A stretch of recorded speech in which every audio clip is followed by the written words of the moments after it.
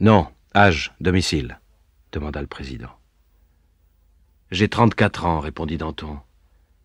Ma demeure sera bientôt dans le néant.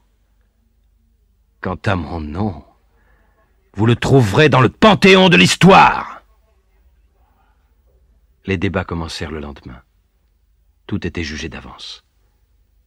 Mais Fouquier-Tinville, l'accusateur public, tremblait d'avoir à affronter le grand tribun de la Révolution, l'homme qui, lorsque l'ennemi était aux frontières, avait galvanisé le peuple et sauvé la patrie.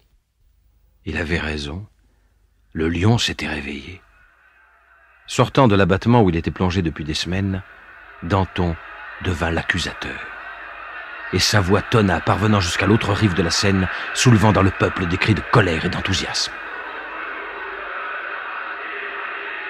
Fouquier-Tinville, perdant la tête, en appela au comité de salut public.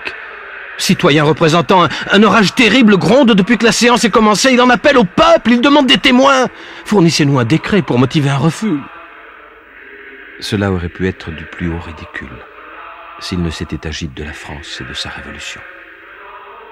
Saint-Just courut à la Convention, parla d'une révolte des accusés contre la loi, d'une conspiration qui se tramait pour assassiner le tribunal révolutionnaire et fit décréter que tout prévenu de conspiration qui résisterait à la justice nationale serait mis hors des débats sur le champ.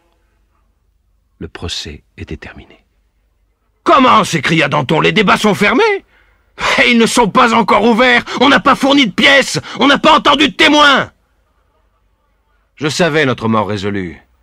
Je ne disputerai pas davantage ma vie aux infâmes qui m'assassinent. J'aurais seulement voulu qu'elle eût été plus utile à ma patrie. Peuple, souviens-toi de Danton. Sa tête tomba l'après-midi même sur la place de la Révolution. Dans la foule, il y eut un frémissement immense. Et c'est en silence qu'elle s'écoula. Après avoir sacrifié Camille Desmoulins, on sacrifia sa femme, Lucile, pour un prétendu complot des prisons qu'elle aurait soutenu financièrement afin de sauver son mari. Et les têtes continuèrent à tomber.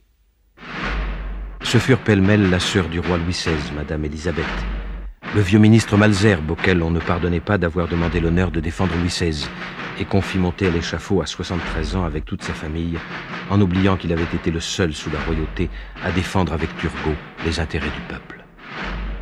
Et puis ce fut le tour de l'illustre savant Lavoisier, auquel on refusa l'ultime faveur d'achever une expérience en cours sous le prétexte que la Révolution n'avait pas besoin de savants, même si